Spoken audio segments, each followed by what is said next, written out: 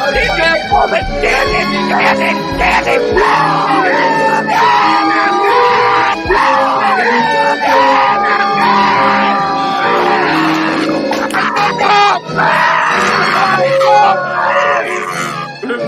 bang bang, Preston? Come on. I can't breathe. Pub Sports Radio. Come find us in Southtown 101. Subscribe on YouTube and all platforms where podcasts are found. Welcome to Pub Sports Radio, NCAA Net Profit. It's January 18th. It's Tuesday. We got a massive card. How are you doing today, Max? Can you hear me good? Yeah, Conor, liking the Yellowstone shirt, love the Duttons, and of course, one of the fucking finest fucking TV shows in the world. So nice fucking t-shirt. I think that obviously it's a fantastic day for all the Pub Sports Radio supporters if they're into college basketball. And listen, you know, it's going to be exciting to see people fall on their faces. It's going to be exciting to see people make a shitload of cash. And just remember, you know, if you think that it's better versus better, you're a fucking tard. And it is us versus the books. So keep that in mind. Yeah, shout out. I can hear you good now. I think it was just my phones. I needed to get working here, but I can hear you good. We're flowing like wine, baby. Let's go over the games. I got reamed a little bit last night, Max. The Saturday game didn't go over. Portland, good first half. I was worried about that road trip. Talked about it during the show. In the second half, flat. And William and Mary, back to William and Mary. Of course, when I get on them, I had a weird feeling, but I was loving they loved 6 of 7. I was all, you know, thinking that they could steal one more game at home. Wrong. Loser. It was a good run, Conor. It was a good run. So don't feel so bad. No, I know. The only thing, Kennesaw State, I had a little bit of that in the under, which was barely one there. And I had Wyoming, but other than that, yeah, it was a very good night for me. How was your night? Yeah, listen, my night started off as poorly as a day could start. I lost like 10 out of my first 11 live bets. So it was definitely a trying to get back to even type night. And the night slate was great. You know, I had a really good time freaking betting some of the later games, and usually that's not the case. So excited to watch some of these big premier teams, and hopefully it's going to freaking be helping everybody's bankroll and not Gus's, because you know what? Gus is a dick. Yeah, suck it, Gus. All right, let's get right to it, Max. Let's get right into your line movement. Let's check all that shit from last. There's been some wild swings, side and total wise. Hit me with them. What you got? There's been some crazy ones. Yeah, listen, that's absolutely true. There's been some line movement. So when we have more bettors in the market, that's what we're going to have. Money moves lines. And the first line that I'm going to talk about is my St. Bonaventure Bonnies, who opened up as a 2.5-point dog against Dayton. They are now a 1-point favorite or a pick 'em. So we are seeing the market move that number. I think that when we look at another game, we have to look at the Monmouth-Iona game, who are now at what was a very attractive 1.5 number, up as high as 3.5. So there could be some value now on the dog with that line movement. As far as totals, you know, going down the board, North Carolina is obviously the one that stuck out the most. The Josh Applebaum rule applies here, a conference game, a 150 total, and it's gone down more than a point. So at 154, 153.5, or 159.5, it's really a judgment call on your own end about what you want to do with this game. I think that when we look at the Ball State Toledo game, we've seen a 2-point line movement in favor of Ball State. Toledo definitely is not the team that we've seen last year at home, but during the first half, you know, they will show us whether or not they're going to thump Ball State or this is going to be a tight game all the way through. With a spread and a favorite going from a double digit now to over 11.5 or 12, Arkansas against South Carolina is a very perplexing line movement. I think that when we look at some of the other spots down the board, Conor, one of the spots that definitely tip out to me is the fact that Missouri's had 2.5 points of value on the spread move in their favor. So that's definitely interesting. I think that Missouri could be an underdog spot tonight. I think that with the Miami, Ohio game, we've seen the total go from 146.5 to 143.5 or 143. So that is definitely indicative of Ohio having the advantage in this game, where they're the ones that are able to score with their dribble drives and ball screens with Mark Cedars, and then able to lock down defensively on the other side. When we look at the Kent State Eastern Michigan total, that thing just ballooned up 140.5 to 145. So that's pretty crazy. Wild. Yeah. Aside from that, we've seen a couple points here and there. One of the bigger moves that I've seen that we should probably mention would definitely be a low number already getting lower, and that's Loyola Chicago and Evansville. That's moved from 126.5 down to 124 or 124.5. Every point in those point ranges matter that much more. So I thought that was definitely noteworthy. And as far as comes to other games on the main board, there's been a point or two here or there, but nothing that I would say that is very significant. Yeah, there wasn't. I was just the Iowa State Tech game's gone up, like you said. I think, but yeah, I think you touched them all there on the line move. Excellent. So, you ready to get to your games? Absolutely. And of course, Conor, we do have a game right now, Baylor and West Virginia. It is trying to steal my attention right now, but I'm going to focus on you and the show. Yes. Well, I'll give you a second to take a look at the score because we got to give a shout out to the chat. Make sure just give me a thumbs up. You can hear me well. I'm a little low. I have new headphones in, but I got to give a shout out to the chat. Robert, Remos, Sam Comer, Polly Walnuts, Sean Murphy, Billy Brisbane, JPZ, T-Mac, Taylor MacArthur, Sterling Gentry Jr., Rude, Jude up in here. Kyle, what's up, my man? Nathan Cerna, how you doing? Rara Murray, TCATL, Boston Nikki Fish Tanks, what's up? Shout out to you guys. Just hit the thumbs up. Do it whenever you can. Trooper, what's up, my man? East Woodmore, Ron Crawford. Give us the thumbs up. That's all we ask for. Always, it should be subscribed already. Post Words Radio, baby. But give us a retweet on Twitter if you can. Let them know Max and are here. 15,000 strong, Conor. Pub Sports Radio, fucking with their eyes open. Yeah, rocking it. Excellent. Shout out to all you guys in the chat. Let's get to our games. And, give us the rest of them. I think we'll touch them all today. I think we can, Max, during the last 20 minutes or so. We might even have more time today. So more time for the Q&A here for all, so we can get to maybe all the games for you. All righty, let's get to the first one. Lipscomb, Eastern Kentucky, laying 6.5, high total here, 163.5. What's the look here? Yeah, what we've seen from Lipscomb is obviously a completely different team with Asadula in the lineup. This is a team that definitely has not been able to find the winning ways as of late, and that's actually pretty surprising.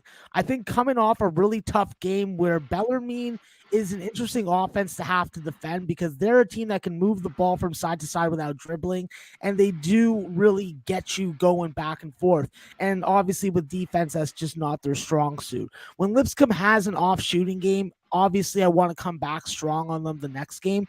But with this total, 163 is a lot of points. I did get a much better number earlier on last night on this game.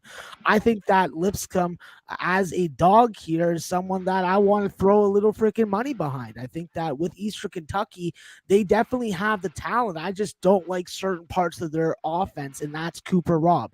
I think Cooper Robb makes bad decisions with the basketball, and he's on the floor having the ball in his hands at a lot of key times. There's a lot of different options that you can go when you look at this Eastern Kentucky team. So it's always a mystery of who's going to play what and whatever. Braxton Beverly's back in the lineup. Kurt Lewis is back in the lineup. So that adds experience and good three-point shooting, both sides. You have competent players off the bench like Jamaro Brown, who was an 18-point per game scorer as a sophomore, Michael Moreno, Devontae Blanton. Eastern Kentucky should be able to put up 90 in this game. Lipscomb should put up 80. This game should go over, but over 4 points a minute, it is a tough pace to get over and hard for me to tell you to jump on the over. For sure, yeah, it's a shit ton of points, Max. Just like you're talking about. Alrighty, let's get to your second one. Florida Gulf Coast versus Stetson. Interesting one here. Gulf Coast laying 3.5 on the road. A little bit tricky spot with them. Can they cover this number? Total right around 139.5, 140. What do you got here? Yeah, the biggest thing that I got to figure out with Stetson is Rob Perry gonna play? Yeah. Last time out, he had some sort of eligibility issue that wasn't really being freaking described or talked about in coaches' interviews. I think that if he's in the game tonight, it gives Stetson that freaking that turbo freaking boost. And I think that without him, you're very reliant on Christian Jones and Chase Johnson to lead this team offensively. I think that there is more trustable depth this year than there was last year with freaking Keith Lamar, Giancarlo Valdez, and fucking Weehan Panzo. But I still want to have Rob Perry, and he's the guy that has the ball in his hands in the second half when you need a bucket. He's the guy that hits key free throws. And defensively, as a guy that's been in the system for now 4 years, he is no fucking defensive bitch. So I think that without Stetson, Florida Gulf Coast is a spot. And with Florida Gulf Coast, Connor, this is one of the most inconsistent teams. With them having a bad game against Liberty and not being able to win that game outright, I expect them to have a rebound situational spot. Even with it being on the road, their edge on the glass and their ability to facilitate their offense without turnovers, and the fact that Caleb Cato is finally coming out of his freaking hibernation, I think that this is a spot that is a little short of a number with Florida Gulf Coast, and I think that's a number they can get over. Okay, definitely. All righty, let's get to the third one here. Jacksonville versus Liberty. Liberty 9.5 point favorite. We got the low total here. It is low, 121.5. There's a few 122s out there. What are you looking at here? Yeah, listen, I think that Liberty at home is a different offensive team. I think that when Liberty's at home, this is when you can expect them to eclipse that 70-point plateau. And so far, listen, they've done it probably 9 out of the last 10 games. So for them to be able to put up that kind of offensive freaking production is obviously producing some overs. And it's going to be on Jacksonville, who has been a completely different team on the road than they have been at home, to be able to stop Liberty from getting up and down the floor.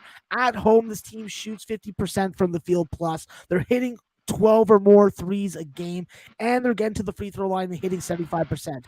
When you do all that stuff at home and you showed it consistently over half the season already, I think that that's worthy. I'm riding with Liberty. Some people will say it's biased, but Jacksonville on the road and Jacksonville at home are two different animals in my eyes. And while I respect Kevion Nolan and what they got going down there with Workman and company, I just think that this Liberty team with Darius McGee, Joseph Van Zon, Blake Preston and company, they're going to be getting it, and it's going to be a double-digit win. Jacksonville's going to know their place at the end of tonight. All right. Liberty. All right, let's get to the next one here. North Alabama versus Bellarmine. I mentioned a little bit earlier. They're laying 7.5. I lean with them. I want to ask you going to lay it with them? And also, total's 141. Are you looking at the total here? Yeah, listen, I think that with the total, this is one of the lines that definitely moved heavily that we didn't talk about in the line segment. It went from 137 on opener to 141.5. That's pretty much making it a stay off pregame for me. I think that with Bellarmine, this is definitely a team that has really good ball movement, a lot of off ball movement. And like I said before, they can operate their offense without having to dribble. And we've seen Iona do that in games. Bellarmine does that a lot more efficiently. They get a ton of good looks, and that's why they're top 20 in the nation when it comes to field goal percentage. I think that when you look at Dylan Penn, this is a guy that's coming off a huge outlier game, and it's not necessarily a foregone conclusion that he's going to be able to replicate that tonight. Luckily enough, with this team being experienced, having chemistry, playing together for a couple years, you got guys like Sam DeVoe and Garrett Tipton and Ethan Claycomb off the bench that can win you a basketball game in a different kind of way. I think that with North Alabama, this is a bad matchup for them. I think that Bellarmine at home in that freaking Kentucky fucking basketball crowd, and I do give Kentucky basketball a step up on the competition, especially in this conference. I think that it's going to be Nick Thielen and Justin Betts taking over for this game, and Dylan Penn gives you maybe 20, maybe 25. So I like Bellarmine. I like the Knights in this spot. Excellent, excellent. Let's get to this last one here. Jacksonville State, like 10 and a half, most everywhere now, 10 and a half against Central Arkansas. We got a total come down a little bit at 147 and a half. What we got here? Yeah, listen, I think that with this matchup, you got to freaking really – I think that numbers will give you a certain story, but watching this team play at home versus how they play on the road is just night and day. I think that with Jacksonville State, this is definitely a talented offensive team, especially from three-point range. And when you have guys like freaking Jalen Finch and Jalen Gibbs and freaking Darian Adams, you know, that is a dynamite core at the mid-major level when it comes to hitting shots. I think that when you look at guys like Kane Henry and Brandon Huffman, those are capable, freaking strong-minded freaking front court players, and they're going to give you a lot of fucking action.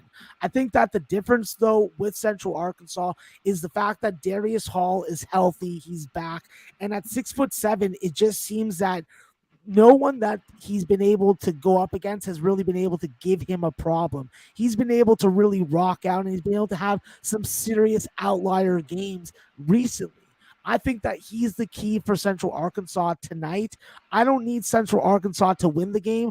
I need them to continue their home dominance of not losing by big margins, and I think that they're going to freaking stay within the numbers. So it's not a popular pick against such a potent offensive team, especially with Central Arkansas's numbers being in the gutter like they are. But I don't mind being in the gutter every once in a while. And I'm going to go take my electric hand warmer, and I'm going to get a fucking rough hand job if I have to. Yeah, it's not good to be in the gutter, but yeah, sometimes you got to be there, my brother. Yeah, definitely. All right, and those were your games. Yeah. Just a shout out to Baylor. Shout out to my guy Tone. Levels play of the day with the Baylor team total. Looking snazzy, my guy. And fuck them Cowboys. Excellent. Well said. Before we just jump to mine real quick, shout out to the chat. Again, as I always say, best chat in the goddamn game. But you got to be here. Give us a thumbs up. Subscribe, all that good shit. Roland G, Rob, Debo Caps, Duke -5, best bet tonight. Interesting side there. Platinum Paul, Trapping and Capping. Platinum Paul, my guy. What's up, man? G Martinez, Sterling Gentry. I mentioned some of the other guys who've come in later. Arthur Meade Jr., Jake, the Snake. Who else we got here? Proud Babylon, Polly Walnuts. What's up? Rodney Barton, what's up, my man? Shout out to Rodney Barton, a regular here. We appreciate you, my guy. All right, Max, let's get to mine real quick here, and then let's get to the rest of the games today. A lot of big games. I'm sure everyone's itching to talk about here, especially to hear what you got. My first one. Niagara, Manhattan here. Max Man's laying 1.5. Totals 136. Niagara struggles to score at times. Their last few games, they scored 58 points. But all year, they've averaged 68. If they get in the mid-60s today, we cash this over, Max. I've had a few Manhattans overs this year, but I didn't realize they're 9 straight and 10 of 11 this year going through everything today. I thought the total was a little light here. They average 77 points a game, does Manhattan. They shoot it pretty well. Like I said, as long as Niagara gets in that mid-60s, this game, I think, goes over. What do you think? I also lean Manhattan a little bit. They're only laying 1.5 right around there. So, but I like the over a little bit better. What do you like here?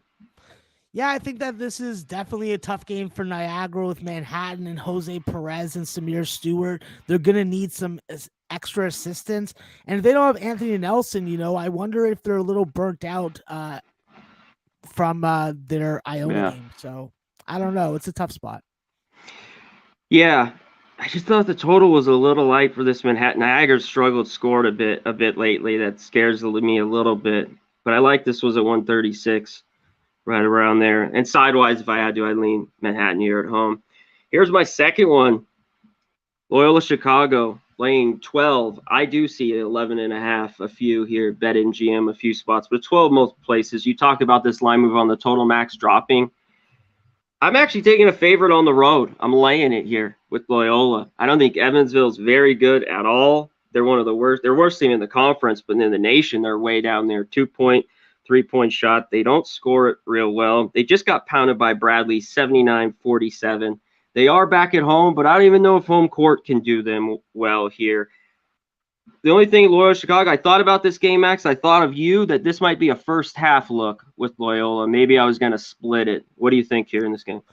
Yeah, I think that's a good way to approach this spot. If you're not just going to freaking take the first half and then go full game live or at halftime, then yeah, with Loyola, they have the talent, they have the new tempo.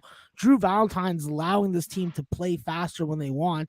We haven't seen it in the last couple of games. We've seen definitely that Indiana State game was a poor offensive performance from them. I was surprised they get into the mid-70s. But other than that, you know, it's important to note that the last two games that they were able to get into the 70s, both those games were overtime games. So I'm a little worried about Loyola Chicago scoring right now, and I'm hoping that Evansville is the perfect antidote to fix it. Sort of like you get antibiotics for syphilis. Yeah, I'm hoping, because I don't love laying points. You know me on the road. I just think Evansville's pretty bad. I think Loyola, but then I was thinking that first half too. I might split this one. I just think right around, if you can get that 11.5, grab it. But there's 12s everywhere. Yeah. I don't mean to be a dick, but they've also, well, that's actually maybe playing in your favor because they haven't covered as three straight times as a double-digit favorite. So that actually may be playing in your favor because we see when these trends become so obvious that like everybody and their mother knows about it, what happens? The opposite. Exactly. So they've lost a few straight, and yeah, I mean, they just were playing better basketball against teams like this. They pounded early on. I hope they get back to that team, you know, early on in the season. I think we're good to go. But you're right. They're just a little bit sluggish. The last, I want the earlier team from November, December here, Loyola Chicago, and I think we'll be okay here. Alrighty, Max. Let's get to my next one here. I got to stick with them.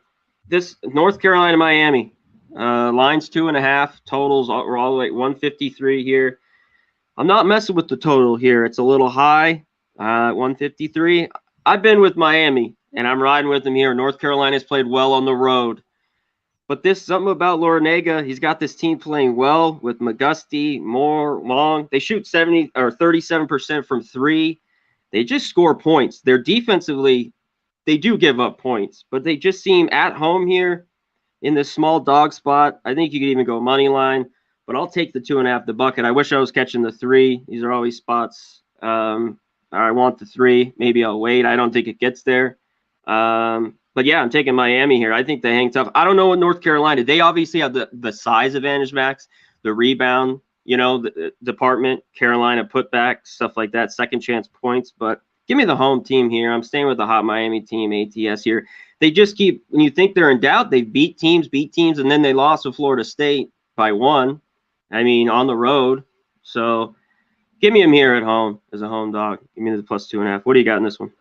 I think that the difference between this dog and a dog like Portland or William and Mary is that this is a talented, possible March Madness type team. And I think that when you look at their front court, that's where we're going to have to see a major impact tonight. Yes, it is definitely assumed and expected that Isaiah Wong and his dribble drive game is going to get Cam McGusty a lot of shots, but I think Jordan Miller playing that 3 spot, that swing forward spot, is going to be critical. We've seen this kid put up some big numbers in games where he has a matchup advantage. I think he's going to have a matchup advantage tonight against slower front court players for North Carolina. However, the difference is, Connor, this North Carolina team is dangerous because they've been able to go out on the road. They've been able to play top-tier competition and do a good job of it. And most importantly, what they've been lacking for the last couple of years is a 3-point shot and a consistent one. Now they got a bunch of guys that can drill threes. So I definitely think that I'm going to wish you the best of luck, and I'm going to swear at a picture of North Carolina until Miami wins for you. Yeah, it's interesting. I mean, this probably will you be, a few weeks ago, you'd be getting a few more points. And you're right. North Carolina has played well on the road at times against some teams. I just don't know. They're still up and down. They're very talented.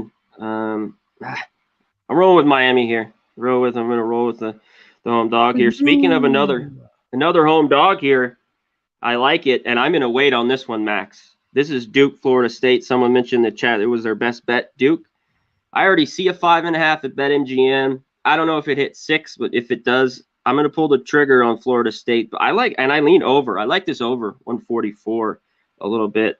I think Duke is an up and down team. We've seen some of these games for them stay under, especially lately. Florida State as well has kind of been under, but I think it gets up and over this 144.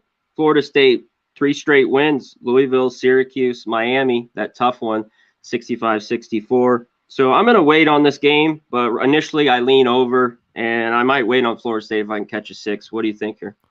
Listen, I think that this was a game that I was struggling with this morning. I wanted to get on the first half over. I am incredibly impressed with what we've seen developmental-wise from Matthew Cleveland, Jalen Worley, Cameron Fletcher, even Wyatt Wilkes, even though he needs a fucking haircut.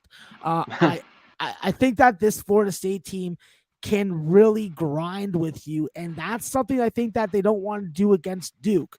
They want to have Duke playing that really athletic 4-5 lineup with Griffin and Banchero up front, and that's where they can use their unlimited size, it seems, to take advantage of Duke.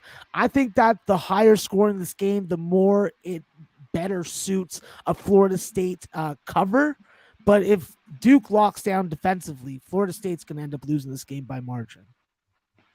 Yeah, I'm wondering, is Florida State turned the corner a little bit? I mean, these wins, they're solid wins. Miami, Louisville hasn't been very good all year. Syracuse, borderline team. I mean, they're 3 straight wins for them, but yeah. Being at home definitely helps you once again in this situation again. Yeah, exactly. And Florida State's had a great record against Duke. Leonard Hamilton, they have played Duke really well in the past. A team like Wake Forest, which we talked about that last week, I was hoping that a good game and could get past it. They've kind of crushed Wake the last couple of years, but the last few years, this Florida State team has hung with Duke, home and away. They played solid games with them. So I'm leaning that way in this one. This is the last game, Max, I'm going to touch on. We'll just get to this game here while I have it because it was a last for me. I liked it last night at 138. This is Richmond, Fordham. Richmond's laying 8. Fordham's playing a little bit better basketball. I didn't really look at the 8. I looked at the 138 last night and liked the over, 138.5. This line has moved to 141. So I backed off it. I wanted to get what you liked in this game. Obviously, Richmond at times struggle to score, but they score 74 a game. Their defense isn't great at times. They give up 71 something a game.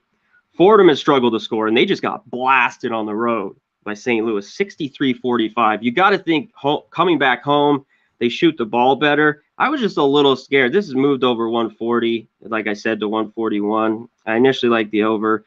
It's a game I think I'm just going to stay off. What do you like in this one? Yeah, listen, I think that with Fordham, the biggest question that you have to answer personnel-wise is Antonio Day going to be in the lineup? Because we saw without Antonio Day's ball handling, ball facilitation, and scoring, this team put up 45 points in a game that they should have been able to go up and down against St. Louis. Yes, I think that being at home, being in that small gym definitely plays a favor towards Fordham. I just think that with the total, it's the better way to play this game. Yes, you need Fordham to be able to hit threes. However, when you see a total closer to 140 with Richmond, it's definitely a much more attractive over bet than I would be if it was 147.5 or 148. Yeah, I mean, it just attracted me last night at 138.5. I almost bet it, then I waited, and it went up, and see now it's down to 140, 140.5. I lean the over. I could see this game though 72-63, and it stays under. It's just a lean for me here in this one. All right, those are my games, Max. We've got through all of them, and we got a shit ton more and big ones to get through. I can't wait. But first, let's get a word from our sponsors, from the commercials, baby. Let's get it.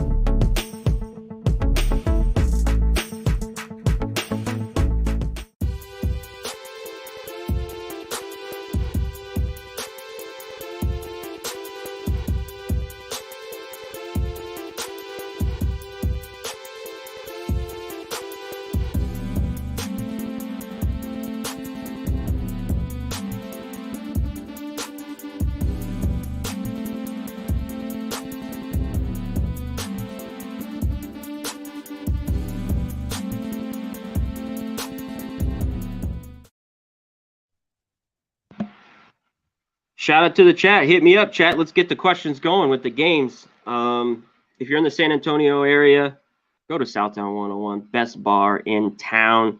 Great karaoke, booze, food. Go to mybookie.ag. You all need multiple books for multiple lines. Swings every day. You can't just have one book. Go to mybookie.ag. Use the Bitcoin. Put 1,000. They give you 1,000 back. It's really easy to do. Promo code Pub Sports. And go to Manscaped. Lawnmower 4.0. Keep everything shaved down there. But don't even just get the Lawnmower 4.0. Get the full kit and caboodle. Nicky Fish Tanks has it. He's got it for his balls, the deodorant, the whole thing. Nicky will tell you how great the product is. And Pub Sports Radio. Pub rub your meat, get it seasoned, your chicken, your brisket, your ribs, get that pub rub, pubsportsradio.com, and cop some of our t-shirts while you're there. Just $20 for some great shirts, pubsportsradio.com. All right, Max, let's get to the games here as Baylor is winning big right now. Andrew wants to know, Akron, 15.5 versus Western Michigan, Max. What do you think here? Yeah, I think that this is a spot where Western Michigan is now healthy with Brian Artis Wright and Titus Wright in the lineup. I think that that makes a big difference for them. I think that if they're going to be in this game, they're going to be able to challenge first half. But I'm more like the under 135.5 than the side in this game. I know you touched on this on the line movement, Max, but T-Mac wants to know, Ole Miss playing 7.5 here against Mizzou. Listen, I think that with Missouri, T-Mac, I think that they have enough talent with Amari Davis and Jerron Coleman to get hot from the perimeter, but they need Kobe Brown to get going early. And if they can't, Ole Miss is going to be able to really swallow these guys up. On the offensive side, I always worry about where Ole Miss is going to get the bulk of their scoring from when it comes to the backcourt. Matthew Morrell is the guy that has the keys in his hand to fucking drive that fucking turbo, but I'm just not sure. So for me, I think that I'd be looking at Missouri first half, and then I would take Ole Miss full game. All right, Max Remos says, I know Max likes Wisconsin, but he wants to know our thoughts on the total. Go ahead. I'll go ahead after. Yeah, I think that with Wisconsin, this is a total that probably has moved in the direction I would have expected to. We've seen Wisconsin go over in 11 out of 16 games. We've seen Northwestern have to make shots and be able to eclipse that 70-point plateau, especially at home. The question for me is Northwestern going to be affected by not having Pete Nance and potentially Elijah Williams in the lineup? I think Wisconsin obviously is the play here, but not having that front court scoring does hurt Northwestern. If I look at some of their game logs, the thing that always going to pop out to me is how many points some of their games go over by. So right now, I think that this is a game that has to have scoring. And if Johnny Davis isn't scoring for Wisconsin, it's going to make it a lot more difficult for it to get over. You're right, Max. This is how I was going to bring that up. Like when they go over, like they go way over. Like they're in the 80s. Like these total will be 160, and then they have these conference tough, rough kind of games. And I know that was an early morning game the other day, or Michigan State 64-62, I think. But you can just have those, and they have it. I lean over. Wisconsin's kind of been an over team a little bit. Davis a little bit more than they have in the past, and the grinded out first team to 60, as these Wisconsin teams the last 10 years or so. So difficult one in these conference totals. Like you talked about, this game's they're 85, 87, 90, or it could be 63, 64. So it was just a difficult one for me as well there in that one. Okay, let's get to some of these other ones. Okay, Maryland, Michigan total from Paulie Walnuts. Yeah, Paulie, I think that this is definitely an interesting total. I think that with Maryland, they have to be able to hit threes early on in this game. And with Michigan, I got to wait on making a move on the total until Hunter Dickinson is either ruled in or out of the lineup, because that's going to have a hopefully drastic and positive effect if he's in, and obviously vice versa if he's not. Yeah, well, I mean, we get to see what Maryland's played pretty good on the road. They piqued my interest a little bit today. I just couldn't get there then with the 7. How about this, Max, from Arthur Mead? South Carolina versus Arkansas. Arkansas is laying this 12. We saw the line move. Does South Carolina have a chance to cover here? Yeah, I think that if they're going to have a chance to cover against one of these double-digit favorites in conference, it's going to be Arkansas. Arkansas has a lot of roster fluctuation right now going on, a ton of different freaking looks and different lineups that you're going to see with them. I think that at the end of the day, though, South Carolina is healthy. South Carolina has experienced SEC players, and I think that's going to be the difference tonight. I think that they find a way to freaking stay in this game. Excellent.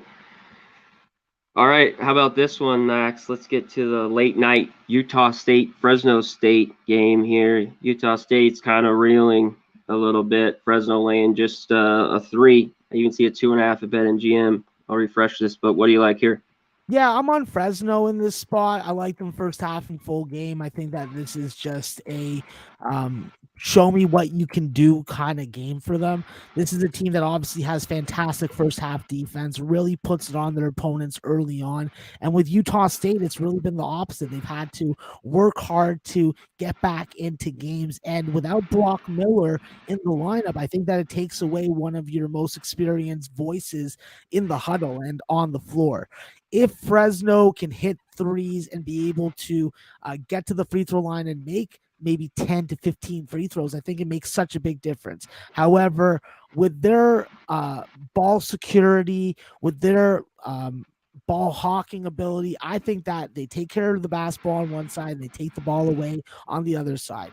Yes, Justin Bean is going to be a handful, but you got your own big man on the other side that's going to be a boatload to handle. I think that Orlando Robinson leads Fresno to the wire-to-wire win. Yeah, he looked good the other night against UNLV. Local kid here, too. Yeah, should be a good one. How about this one? Monmouth just got blasted the other day. Iona's laying 3 there, total 146. What's your look in this one? Yeah, I think that with Monmouth, the number is sort of getting out of freaking hand here. I think that we're getting a team that has a lot of talent, does a lot of good things against this Iona scheme that's going to help them score the basketball. And it's just a matter of them doing it against this Iona group. I think that with Joyner and Tyson Jolly, you've just seen how comfortable they've gone on the floor. Nelly Jr. Joseph holds the key to this game. If he can not get dominated by Walker Miller tonight, I think that Iona goes into that building and pays King Jones, I think that's the coach's name, a little payback, because last time he was there, he got caught kissing at the crowd. And apparently Iona Nation hasn't forgotten about it. So I'm going with the Gales. And of course, when you have the coach that supports and provides local and out-of-town strippers, how can you not on speed dial? Yeah. Yeah. Rick, he's always got him ready to rock. He's always got an assistant or whoever. He's got a guy ready to dial. Ohio, -1 here in Max. This is an interesting game against Miami, Ohio. Total 143.5. What do you like here? Yeah, I think that with this game, we missed the best of the line when it comes to the under. I have to be looking at this game live. Personally, I think that with Miami, Ohio, they're experienced, they have continuity, they've been there and done it before, and they have the guard depth to hopefully have someone that can contain Mark Sears. If they can't contain Mark Sears, their night's going to be a long one and a frustrating one at that. All right, let's touch on it, Max. Let's just get this game out of the way. St. Bonaventure versus Dayton. You mentioned it, the line move. There's Pick'em now. A few spots still -1 for St. Bonnie. Total 132, 132.5. What are you on? You on the Bonnies? Listen, I'm on the Bonnies. I'm a Bonnie fan. That's what I'm going to be on. And I'd rather fucking watch a Chihuahua get mounted by a squirrel than fucking bet on fucking Dayton. I'd be on the other side, even though Max doesn't want to hear it. Dayton's kind of kicked their ass. St. Bonaventure, there's their second road game. I think it'd be big if they could go. True road game. Second true road game. It'd be a big win. They can Dayton, a team hit and miss. You know. This is why I don't like talking about my teams, because it's just emotion. I'm a fucking fan of them. That means that I'm gonna put my fucking huge operating budget on them. Let that shit go, Max. Let it go. I will not. Let it go. I will not let it go. All right, UConn and St. Bonnie's. If you say you're on them, you're my enemy. Just is what it is. Just like you say, if you're a Montreal Canadian fan, I will literally walk by you while you're lit on fire on the street. I could have a water bottle in my hand. I still wouldn't pour it on you. Like, oh shit! It's in my genes, bro. It's in my genes. It's in the genes. I like it. Texas Tech laying 8.5. Forgot who just wrote that for us. Rodney wants to know. Hey, lay it here with Texas Tech. I personally can't. I think that when you do a 12-point turnaround from the first game to the second game because of home court with no injuries on the Iowa State side that I've heard of, it just doesn't make sense to me as a line. So I just can't back it. Definitely. Yeah, Bonnie's, the 0-6 there. It's crazy. Yes, they are 0-6. 0-6 doesn't necessarily mean that it's going to stay 0-6. It could be 1-6 at about 9:30 tonight. That Michigan game, Max is right. Maryland's gone over. We talked about it with Manning. They shot more, and their games have gone over. Just these conference games, these games can just get slowed down and crawl to a snail's pace and be in the 60s. But at that total, I'd lean over a little bit in that one. Yeah, Max, you gonna lay Wisconsin 2.5, or are you just gonna go money line with it? No, I've already laid 2 with them on the overnights. I hit the 1.5 first half, and I'm riding first half full game with that full unit. Okay, excellent. How about Ball State versus Toledo, Max? Laying 12.5 total, 154.5. Yeah, listen, it's surprising to see this line move in favor of Ball State, but I think that with Toledo's depth now and having Keyshawn Saunders, fellow Canadian of mine, back in the lineup, it's going to pay dividends. I think that with Toledo, obviously they're a tough team to lay this type of number with, but at home, they have been able to cover it. I think that you're going to need Ray J. Dennis and Ryan Rollins to produce a ton of points in the backcourt, because you're going up against a pretty firm freaking test in their own. Ball State has a couple things that are working well for them. They have the best big man in the conference in Peyton Sparks that nobody really knows about yet. They have Luke Bumblau, who's not just a shooter. He can freaking score at all 3 levels. And, of course, Tyler Cochran, who they poached from Northern Illinois. He's been a heart and soul type guy. I think that this is a spot where Ball State, if they have value, they're going to have value first half. Otherwise, they're probably just going to replicate what they've done so far on the road, which is not make you any money and probably make you have to go under a bridge to get a hand job. Yeah, it's a shitty place. Don't want to be there. Davidson, VCU's laying the 2.5 here. Total 133.5. I even see 134. Yeah, I lean under. Davidson can flat shoot it, though. VCU's got the defense has to be on lock. That's why I just didn't jump on this under. What do you think here, Max?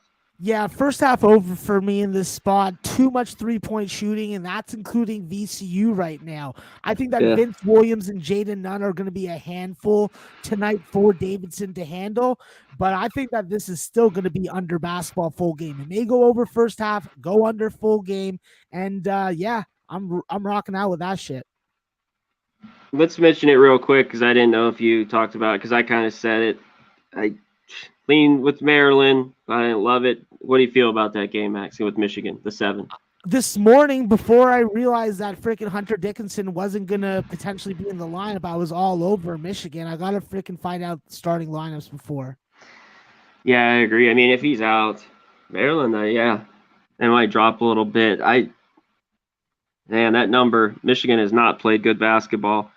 They have the talent, though, so it's just, for me, it's a strong lean to Maryland in the points in that one. Yep, Duke 4.5. All righty. We have here Michigan 1-4. Baylor's killing it. Oh, what about Ohio State, Max? Oh, they're not. Somebody wrote that. That was a while ago. They may have been killing it, but West Virginia's been running the last 6 minutes on them.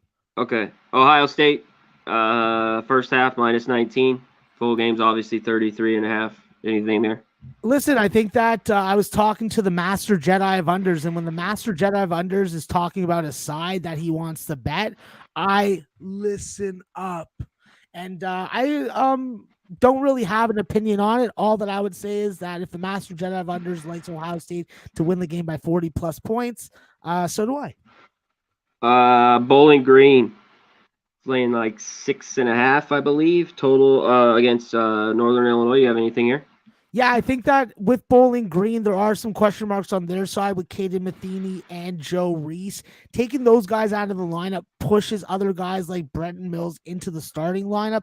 And while he was a very good #1 scoring option at Binghamton, he really hasn't demonstrated that type of scoring yet in the MAC conference. I think that this is a spot where Northern Illinois definitely has some advantages. I think that with Keyshawn Williams, this is the guy that's got to be the spark plug, come off the bench and give you the same type of production he did in the Eastern Michigan game. Northern Illinois is definitely more backable at home than they are on the road, and I'm inclined to give them a shot tonight with that 6.5. Excellent. Yeah, Thomas, shout out, my guy. Just go back to the beginning. Max will hit you on that Florida Gulf Coast game. How about this one, Max? Central Florida, East Carolina, 3 totals, right about everywhere, 141.5. What do you like here? Yeah, I think that with East Carolina, they may not have Brandon Suggs. They're not going to have J.J. Miles. So that just puts a lot more pressure on Tristan Newton to have a 30-point game tonight. If Tristan Newton has a 30-point game tonight, they will be able to win on their home court. Being a home dog is just a spot where I have to back ECU. They've been very rewarding. And even though they're coming off the Memphis win, I don't think that they're going to have a situational letdown. So I definitely like ECU in the spot. And a dumb turnover by West Virginia. Thank you. Excellent. Let's go down some of these. Let's hit some of these big ones, especially before we get out of here. Max, big game here. Kansas, Oklahoma, totals 141.5, 142. They're favored by 4. There's now 3.5s. Oklahoma is better at home, but no point guard. They turn it over a lot. Can they get it done here? I mean, it's a good spot for them. They've lost a few road games lately. But is Kansas just that good? What do you think here? I think that Kansas will be a lot better with Remy Martin in the lineup, and obviously he's questionable tonight. I think that the other thing with Kansas is, they have the core there to go in and beat anybody in this conference. I want to see it early on first. So the only way that I'm playing this game is taking Kansas first half and then moving from there. Okay. How about this one? Butler, UConn. UConn's laying a big number. 13.5 total, 126. You have a bet on the Huskies, or are you laying off here? I am betting on UConn, and I'm betting on the under. And I don't care what anyone says about it. All right. Doing it. I can't take Butler. I mean, I want to with their points. They have these. I don't know when they're going to score. They have such a bad time scoring at times. These droughts are just awful to watch them play basketball. How about this one, Max? South Florida, Houston here. Total 124. It's dropped a little bit. They're laying 18. Can Houston cover? You guys out. Listen, I think that with Houston, the problem's going to be the fact that they're going to need Kyler Edwards to have a ginormous game. I think that not having Jamal Sheed when you don't have Sasser and Mark already was already bad enough. I think that this is a spot where I want to see Houston freaking run up and down the floor, force South Florida to either score against them or be down 20 at the half. I'm looking for points in this game. I want to be jumping on the over. No doubt. Someone wants to know, Max, we touched on it real quick. We got multiple questions about this. The Ohio game. Did you have Ohio there real quick? No, I don't have a side in the game. I would lean towards Ohio. Yeah, me too. I mean, Ohio, Miami, Ohio. The total's dropped a little bit to 143.5. It's just, yeah, I'm just off. Why isn't that number 3.5? You know, that's what I would have posted it at least on opener. So to see this just stay at 1 all day, just sat there, yeah. Drama. Yeah, there's a few spots with a hat. Yeah, but it's just sat there. You're right. All day long. Let's get to this one. This is a big game. I think they've already lost one. Looking up earlier today, Max, by 13 to them. They played some good basketball. K-State, they're on the road. Texas is laying 10.5. It's up to total 125. What do we think here? Big revenge game, you know, but I just cannot get this Texas team right. I can't figure out their freaking minute allocation. Last time out, we saw freaking Ramey, Jones, and Marcus Carr all play over the 30-minute plateau. So I just don't know how to freaking get on the right side of this Texas game or Texas team. So I'm just going to leave it alone. I know. Me too with Texas. I want to take K-State. I don't know if I could trust them. They play pretty good on the road, actually, Max. They haven't got, they've covered a lot of spots, especially a number like 10.5. So it was interesting to me. And the total's gone up a few points. It might be too low. We'll see, though. At 125 right there. How about this one? Big game, Max. Clemson, Syracuse. Syracuse laying 3.5 at the Carrier Dome. Totals come down. It's all the way down to 146, 146.5. What do we got here? Yeah, listen, in the Battle of Orange, I don't have a bet in. It's one of the games where I was like, I don't really know what to do. I want to take in the first half over. I just didn't pull the trigger, so it's a pass for me. It's a pass for me, too. I don't know. The totals come down. Yeah, I'm going to pass on it. I don't know if Clemson. I can't figure out this Syracuse team. You want to? I mean, because they're either on shooting it, Boeheim, or they're just not. They're just tough to handicap for me. I think this one. I think that if the night's going well, I'll leave it alone. But if the night isn't going well, I'm sure that I'll degen it before 5 minutes before the game starts. I like it. All right, Air Force, Boise. Boise laying a huge number, 19. You think Air Force can cover this number? Low total, obviously, the Air Force game, 120. I think that if Air Force is going to cover this number, this total is going to go over. I think that with Air Force, having Heidbreder able to support AJ Walker in their scoring is definitely a big thing. And I think that with this Boise State team, I love them to win games. I love them to win small numbers. But when we get to this type of number range, that's when I just can't fucking get on board with it. I think that I have to ride with Air Force at the number, forget the teams, play the number, play the situation. Boise State couldn't even cover the 8 points against New Mexico last time out. So why am I going to give them the benefit of the doubt here? I think that with Air Force, as long as they can freaking get some good scoring early, get to the free throw line, hit their free throws, which has been a absolute adventure for them, this could be a 17-point win for Boise. We win. Yeah, I agree. Make the free throws, do the small things. Because, when a number like this, and you got a total at 119, 120, it's like just be in there. I lean to it too. I don't know if I get to that game tonight, like you said, but this might be one that Wait to, that's later on in the night. Let's get to this one here, Max. Tennessee's laying 6.5 at Vandy. Total 135 here. Tricky one, Vols. They get it done here on the road. They haven't been the same team. They got smacked by Kentucky. I mean, the defense was nothing. Kentucky just killed them over the weekend. Did they bounce back here?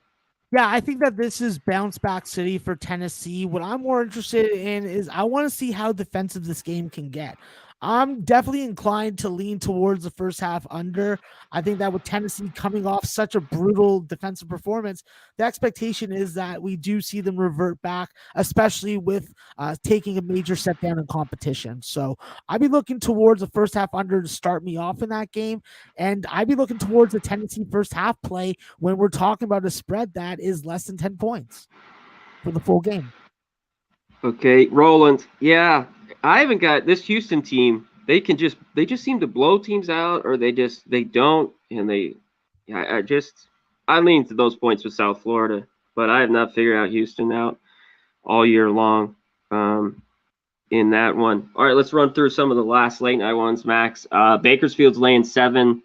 There's a 7.5. Oh, 7's all the way across the board. Total 121.5 against Cal Poly. What do you think here? So. Yeah, this is a pass for me right now. Yeah. Okay. All right. I think we touched. Let me go through some of these. I think we got most of these. We can go to maybe a couple more games. Big Show, let me know if we missed one. We got a game on the screen. Kent State, Eastern Michigan. We didn't talk about. Thank you, Big Show. Last one. Is this it? Okay. I thought I got them all. Kent State, Eastern Michigan. Get it, Max. So my interest with Eastern Michigan is who's going to be available. We've seen Eastern Michigan be pretty dynamic and explosive offensively when Monty Scott's in the lineup. Monty Scott did not play last time against NIU. We saw the result of that. I think that with this team, as it's formed right now, Darian Spotsville and Noah Farrakhan are going to have to lead this team offensively to get to start. And working his way back from injury is Bryce McBride. And if Bryce McBride can be the old Bryce McBride, then you got an alpha score. And I think that Eastern Michigan can give Kent State all that they can handle. However, Kent State, with their defense and it being able to travel on the road, I do give them a couple freaking notches on the freaking belt. However, Kent State has not been able to win a game on the road. They haven't been able to cover as a favorite on the road. So I have to be looking towards Eastern Michigan, but waiting to see what the starting lineups are. Okay, excellent. We got to them all. Shout out to the chat. Best chat in the goddamn game. Yeah. Do us a favor. Hit the goddamn like button so we get to 100. We're not that far off. We need like 20 more. Got over 100, almost 160 in here, basically. Hit the like button, baby. That's all we ask for. Shout out. Nilo. Tone. Taylor, what's up, my guy? Roland. Boston Icky. Bill McDonald. Jake. Puzzler. A.K.A. Knass Cat. In the house. Ills. Everyone, we appreciate it. Christopher Commentini. What's up, my guy? Good to see you up in here. Rob. Trance. Noli. Nose. He's probably not going to like a few of my overs tonight. All right, Max, give him your game. He calls me the over better, Connor, so yeah. Don't be worried. Don't feel bad.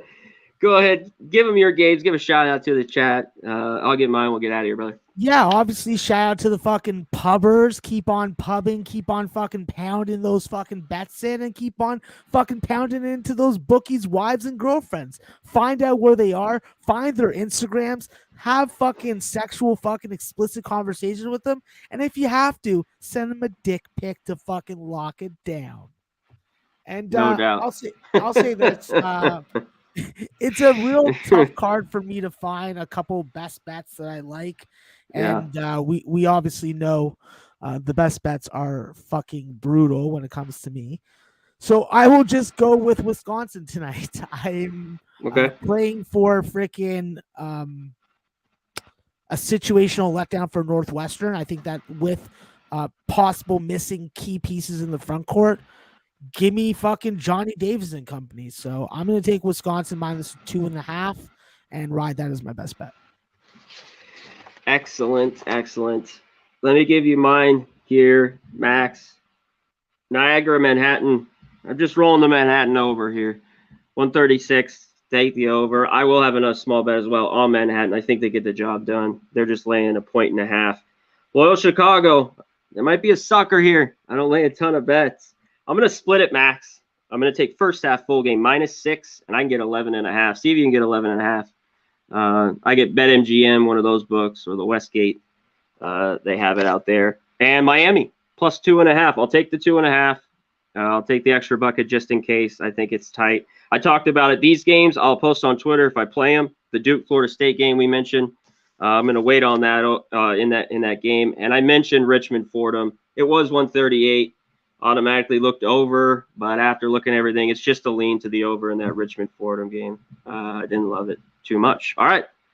That is it, Max. We are out of here. Shout out to everyone in the chat again. DJ, Dan T, Trey Day, Remos, Bill McDonald, all you guys, Noli knows.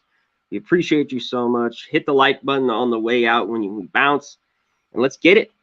Let's have a day. Yesterday sucked balls. So let's rock. All right. He's a great Maxwell Smart. I'm Conor Mack. We're out of here, baby. We be pumping! Peace.